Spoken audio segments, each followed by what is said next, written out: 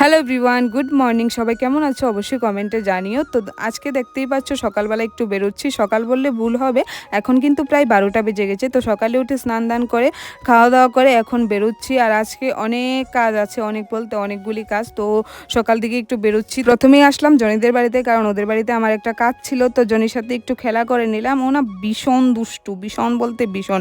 মানে যখন ওর সাথে খেলা করব তখন ও কামড়াতে আসবে, আর যদি না খেলা করি তাহলে কিন্তু ও আমার শরীরে উঠে মানে নাচানাচি করে। তো ওর সাথে একটু টাইম স্পেন্ড করে বেরিয়ে পড়েছিলাম। বেরিয়ে রাহুলের জন্য ওয়েট করছিলাম কখনো ও আসবে।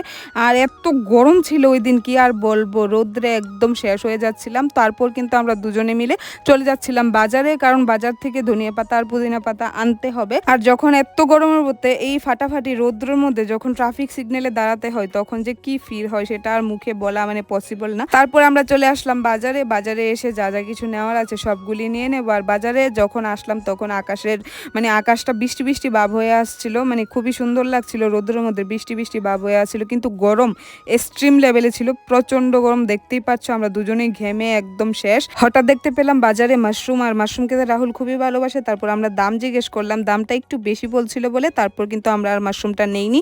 এখন চলে যাচ্ছি বাড়িতে। তো চলো আজকের মতো ব্লগটা এখানে শেষ করছি। ভালো লাগলে লাইক কমেন্ট করে পাশে থেকো। টাটা, সবাই ভালো থেকো।